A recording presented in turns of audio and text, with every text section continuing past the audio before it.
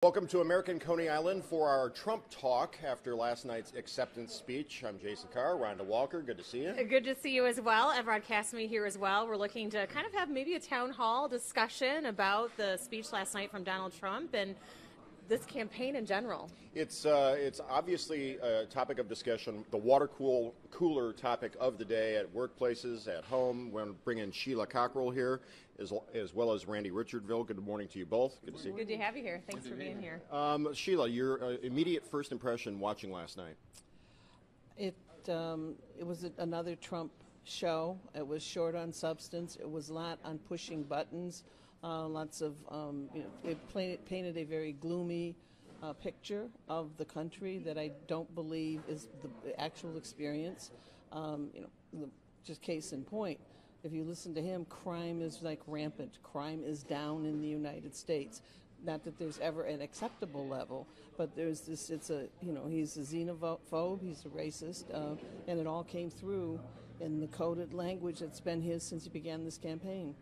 Let's turn our attention to Randy and talk about this need for unifying the party. Do you think that Donald Trump was successful at that, or do you even think he cares? Well, I think he certainly was successful at that, and I do know that he cares. It's not just him that's concerned about that. You know, Newt Gingrich the other night had a great speech. I don't know if you heard him talk about a little bit about bringing the party back together. I thought he did well. The Trump family has done a great job. I mean, he had to put on a big show last night, not that he's not capable of that, but you look at the boys and the girls and the ladies and everybody that talked. I mean, it was like the Trump show for a week. Then he came out with a great finish, I thought. On that note, I wanted to ask you, because one of the things when I watched the speech last night, I thought his family, they're telling these great stories about Trump and the type of person that he is, and some of them reference that he's a giver, that he's helped so many people, that, he's goes out and seeks people in need to help them. In terms of being that character witness, did that resonate with you at all? Why not bring those people in to speak as well on his behalf? Well, I think he could have done that if that's what he wanted to do. The term that came out for me during the week was blue-collar billionaire. You know, it's the American dream. He became a billionaire, but he did it through hard work, and his family works hard. They all work hard. So when you provide jobs for thousands of people over tens of or decades, then I think that you are doing great things for those people, but you're making them earn it. And that's what the Republican Party's all about. Sheila, your thoughts? Well, I mean, there's the huge track record of how he doesn't pay small business owners who come in and do work in his various developments. I mean, there's a disconnect between the hot buttons and the narrative that Trump pushes and his actual practice. Family testimonials are wonderful, but that's not about governing a country. I have yet to hear a fully developed policy. I mean, he wants to blow up NATO. Has huge global implications. How is he going to do that? He's going to blow up NAFTA. How are you going to do that? I mean, it's scary to me that there's this willingness to suspend reality in terms of actual substance for this showman who is pushing hot buttons, particularly, I think, among white Americans, to simply not be politically correct. That is code to say out loud whatever your biases and your opinions and your fears are. That is not what builds a democracy. A showman, she says. Oh, no. You know, the founders of our country, I think, envisioned a country where the politicians weren't full-time, career, lifelong politicians. Here you got a guy who talked to Oprah, 20 years ago, or said he only would run if he thought the country had to have him run. And that's what he did. Now he's running. And he's got a track record of being a successful businessman. Look at the kids that he's raised, the family that he's got. I think he's a tremendous role model for a lot of people. And like I said, the founders of our country didn't envision full-term politicians that lived for their entire lives in the political realm, but were people of substance, that were successful, that could then come to the government for a while and then leave. And on the other side, the other ticket, you've got somebody who epitomizes the entire career politician. You've got somebody who's done nothing but politics and her whole family from the beginning. I think it's a clear choice for me. All right. Well, Randy, former Senate Majority Leader, we appreciate you being with us. Stick around, please. And also, Sheila Cockrell, Detroit City Council formerly, but we do want to get some perspective from just Detroiters that watch the speech as well. And for that, Evrod, I'm going to turn it over to you. Yeah, we've got some of Detroit's finest that are out here at American this morning. I'm joined by Leslie now. You've been watching our coverage all week long, from the convention to the speeches and everything in between. Let's start with some of your thoughts overall, in general. What did you think? Overall, it just made me more certain and sure, and just make it more necessary that Hillary gets in office. With Donald Trump, I believe he's exclusive. With Hillary, it's inclusive of everyone's needs, values. As a physician, I've personally seen how the healthcare issue has helped those disenfranchised, underinsured, and uninsured get into my office where they're not flooding the ER departments and things like that. They like having a continuity doctor, and the Clinton campaign, the Hillary is the way to go. What did you think about Donald Trump's stance on the officers who were killed down in Dallas and really all across the country, Black Lives Matter, the LGBT community? Well, I think they turn around the terms when we say Black Lives Matter, like we're excluding all lives.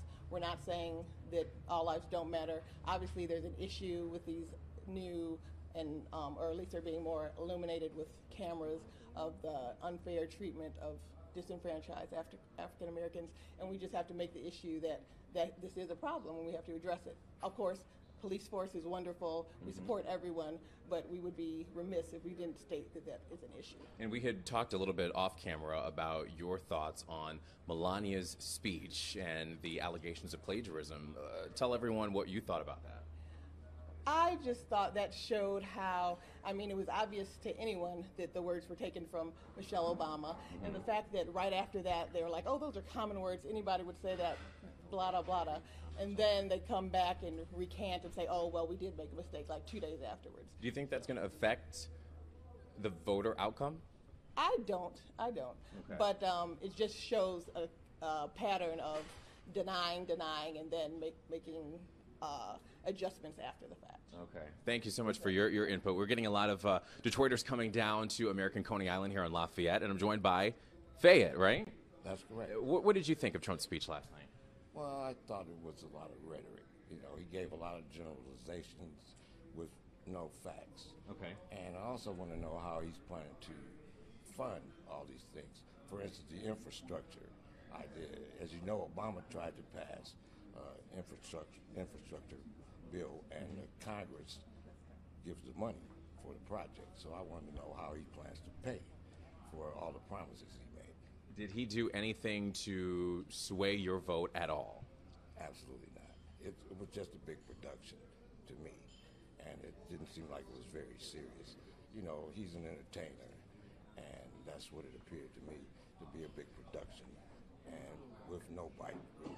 Did you think Donald Trump would get this far in the election? No, actually I didn't. Why not? But that just shows, you know, the gullibility of the population. You know, he's not a politician. You know, he doesn't have very much experience, you know, and I didn't think he'd get that far. Okay. There were a lot of people that were there in support of Donald Trump, obviously, inside of that arena, in the Q arena. How do you feel about the direction of our country?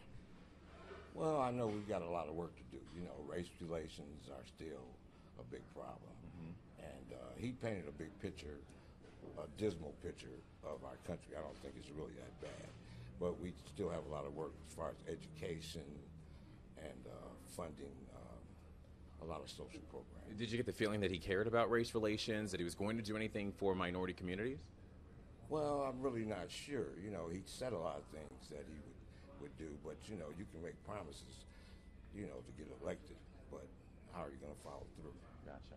Okay. We've got a lot of supporters, Detroiters, I should say, coming down here to American Coney Island. We've got another gentleman over here with a sign. You wanted to hold that up. What does that say there?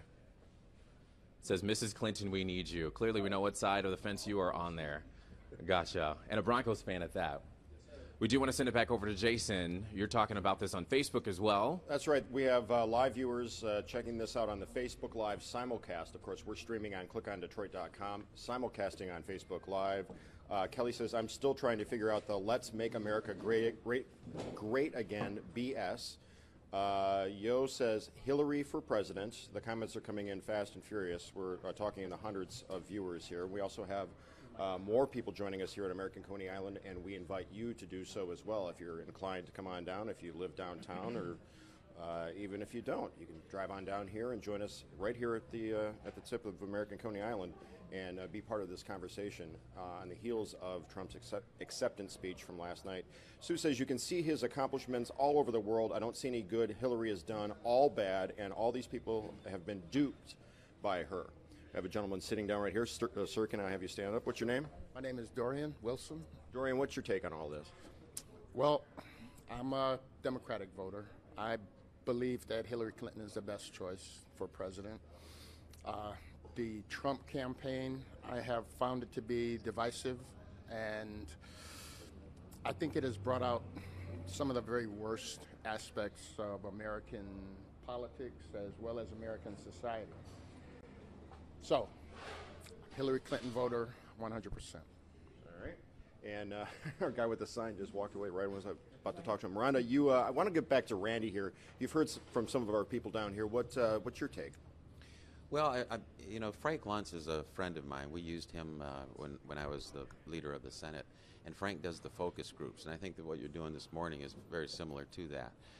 Listening to what the people have to say and their individual reactions is the right thing to do and a smart thing to do.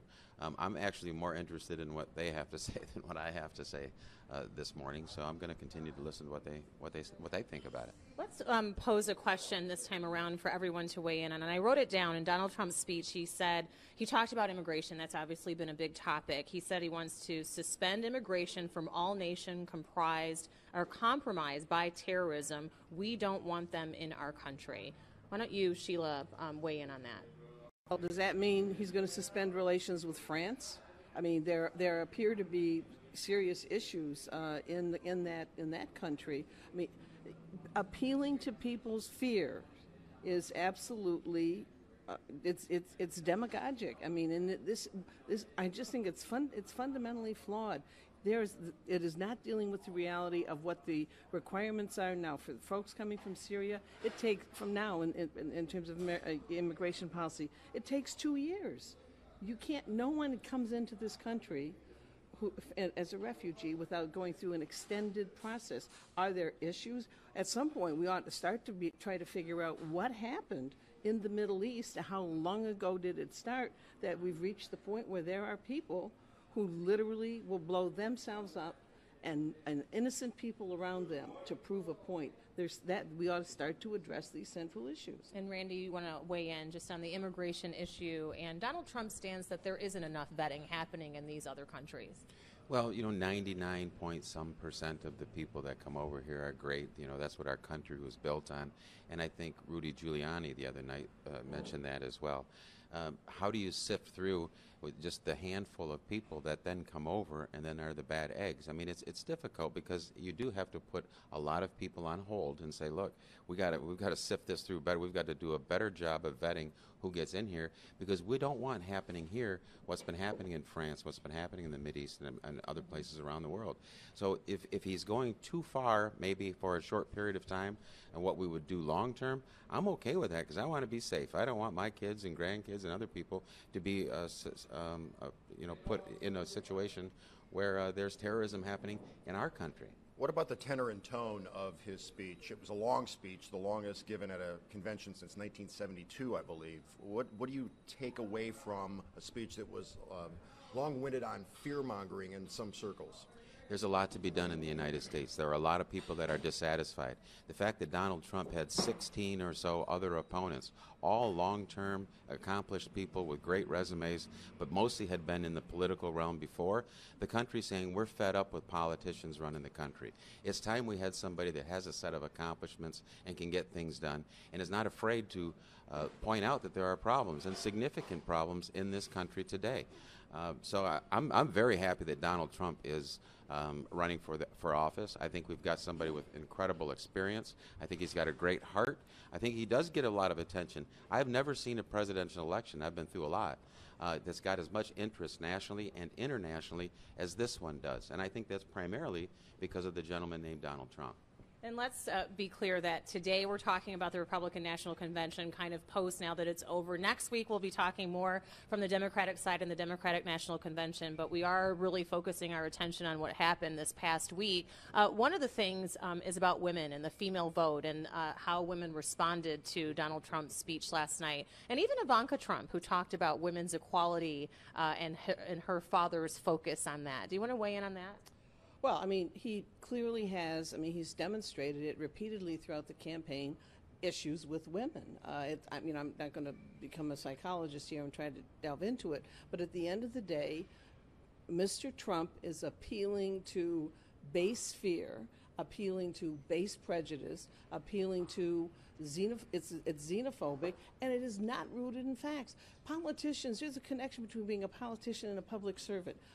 This is about fundamentally being a public servant. You have to know something. You have to actually have a plan. You can't just say, I'm your voice. He said he was the only person who could do the job. That is an indication of someone who literally has no idea what it takes to generate a public policy, to get it negotiated, to get it approved, and to get it implemented. There's no I in team. There's a reason for that. All right, Sheila, thank you. Let's send things over to Evrod. Yeah, we've got a lot of people over here, Detroiters, coming on down to American Coney Island here in Lafayette, and we are talking about Trump's speech last night and getting the reaction. You've been mumbling a little bit as we've been hearing discussion from some of our panel of experts. What were your thoughts on everything that he had to say last night? I think it was perfect. Okay, and why? Because it's Donald Trump, and he's going to win, period. And why do you think he's going to win? Because he's the best. Elaborate on that. Why do you want him to win? Because I don't want Hillary Clinton to win. I want him to be a man president. Okay. And why that? What did you like so much about what he had to say? I didn't even really watch it. I just knew that it was going to be great. Donald Trump get the best speakers wrote for him in the world. It's very interesting. What has Donald Trump said in the past, since you didn't watch last night, what has he said in the past that really made you think that he is the candidate that you want as your next president? When he said he was going to run, that's all I wanted him to say. So you don't know much about Donald Trump? Oh, I know a lot about him. What do you know about Donald Trump that makes him your candidate for president? All that money. And that's pretty much it. Yeah. There you go. Drops the mic and walks off. Next on up, tell me your name. My name is Jerry Wade. Okay, and what did you like or not like about Donald Trump's speech from last night? What I didn't like, Evrod, was his characterizations of President Obama. He accuses him of dividing America along racial lines, as if they've never been divided before him. And plus, what I perceive to be his blind defense of racist cops gunning down African American men. I mean, a lot of white people complain about a war on police officers in this country, when it was really for decades. Those same officers have been declaring war on black men throughout this country. I mean, the list is endless. What do you think was, if any, his best point last night? To be quite honest with you, Evrod, I don't think there were any best points, just worst points. I think what he was doing is throwing red meat out to the people who, in my personal opinion, hate people like me. You look at the faces in that audience. Those were mostly, primarily, demographically older and whiter, and are very, in my opinion, very hostile to the interests of people like me. Well, we actually just had a black male here who was in support of what Donald Trump had to say and wants to see him as the next president of the United States. What do you think about that? I think, probably for lack of a better term, I think he's wrong about much of what he just said about Donald Trump. He may not know much about him, but I do know quite a bit, just from what I've been watching and listening to what Donald Trump and even some of the other speakers have said, like Rudy Giuliani and David Clark, the sheriff from Milwaukee County, Wisconsin. They've been throwing red meat out to these people. They've been stoking these people's hatred for a very long time now, and it just doesn't really sit well with me. Okay. Anything else that you want to add? Well, I pretty much like to add, because pretty much listening to a lot of the comments from the callers, and I've been calling all through our talk radio, that excuse me, that a lot of white people, in my opinion, when it comes to the issues of police brutality and excessive force, are very naive to what's going on. And they try to, in my opinion, rationalize and justify these cases by bringing up what I think is a false equivalency argument between racist police shootings and black-on-black crime. Well, we are going to be covering the Democratic National Convention next week, and we'll be doing the same thing. I do want to show this gentleman's sign here. Next week is your week, and you clearly are ready for the Democratic National Convention next week, and clearly a Clinton supporter. Ever since I was 18, I've been voting. I'm 51 now. I've been voting since Carter got in office, you know. He won the first go-around, second go-around. Enough of them didn't get out and vote. Okay. So you know what I've been through. My mother's white and father's black, so it's a race issue, nothing. You know, we all bleed the same color, you know. That's why I came down, because Miss Walker, she was at Shane Park when my son graduated from Renaissance High School, 2013. So we all need to come together. All righty, and we're hearing from a lot of people here at American Coney Island as well as on social media. Jason, I think you've been talking to a lot of people online as well. The comments are coming in. The audience is growing all the time, Evrod. Sandy says he's a monster, creepy. Executive producer Matt, you've seen some comments as well. That's right. Brian Jones says he fails to realize hot air is for balloons. Not a fan, apparently. Rebecca says he's an alarmist, fearmonger. We want to hear from people who support Trump as well. Let us know if you support him, why you do.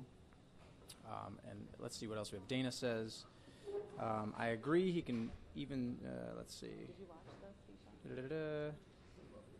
the Billy Bates, we will not come together under Hillary. Mark Kahn says, I think the man made a lot of good points in his speech and said one thing that I've been waiting to hear for many years. Let the rest of the world take care of itself and let us take care, presumably, he says, take care of ourselves. So, whether you are for or against Donald Trump after last night's acceptance speech in Cleveland, we want to hear you. Join our conversation, join the dialogue, and click on Detroit.com. The live stream is going right now. We're also simulcasting on Facebook Live. Rhonda, let's go over to you. All right, we have a couple of other gentlemen here at American Coney Island, some that watched most of the speech last night, some not, but I want to invite in Carrie and also Randolph to weigh in on the conversation. And you said to me right up front that you're not a Republican, but you still have a perspective on the campaign right now and also on Donald Trump. Yes, Donald Trump scares me. He scares a lot of people. He even scares the Republicans. They didn't even want him for their candidate. So he scares us all. I would Why like. Does he scare you? He scares me because he just flip flops all the time. His mind, whatever he thinks that day, that's what he's talking about. He switches it back and forth. When it's like when he was talking about guns, and he thought that if people had guns and they're shooting it where at the what was that theater, if everybody had a gun in there, that wouldn't happen. And then when it's time for his convention, he's saying everybody should leave their guns at home. You either so one way. There's some inconsistency in his message. All his messages, all the time, and I think that we need Hillary to get in office because we need to fix our national health. We need to fix that. We need to continue the legacy of President Barack Obama. We need to continue it and not wipe out all the progress that he has made. One of the things you mentioned is about the inconsistencies of Donald Trump's message. One of the messages that he has about Hillary Clinton is that she can't be trusted. What's your perspective on that? He's talking about she can't be trusted because of some email. I don't think much of that. I think they just blew that all out of proportion because somebody needed something to talk about.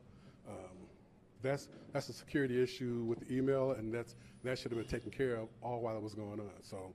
That's just something to talk about. We can have something to say that she didn't do something that we wanted her to do. It's nothing.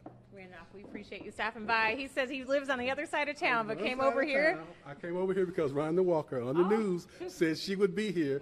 And if when my wife sees this, I'm in trouble. I'm in big trouble. She says, you only I'm going to keep you out of trouble, don't worry. To see Rhonda Walker. Well, you too, Evrod, but... We appreciate you waking up with us and stopping by and giving us your perspective as well. That's very great. Let's see, where are we headed next? Right here. Have a seat. There's an open chair. Thank you. We're back with Randy and Sheila. You're going nose to nose here. I feel like the referee, Mills Lane, in those old HBO fights. Final thoughts on where we go from here, and the camera's over there. Well, you know, my final thought is that we have a businessman who is very successful, raised a great family, who has decided to step into the political arena. He's not a politician. He's a guy that knows how to get things done.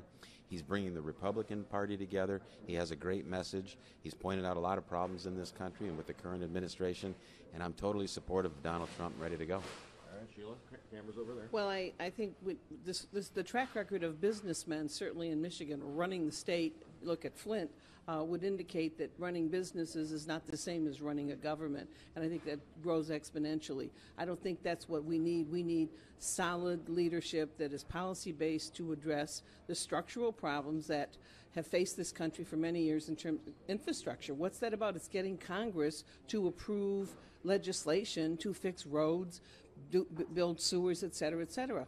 Republicans years ago, starting with Ronald Reagan, got rid of federal support for local units of government and states to do that. It's that kind of policy work that has to be done, not a showman who's going to appeal to people's fears, to people's biases, and to people's racial prejudice. One thing we can all agree on, Detroit's all about the Coney dog. I think we can agree on that. Thank you both for being here. For Evrod and Rhonda, I'm Jason. We're going to end this, and you keep the conversation going amongst yourselves on our social media, your social media, and in the comments on clickondetroit.com. From American Coney Island, where the Coneys look. You've been waiting to eat this, Sheila. We're going to get you a fresh one. We'll see you guys. Keep the conversation going.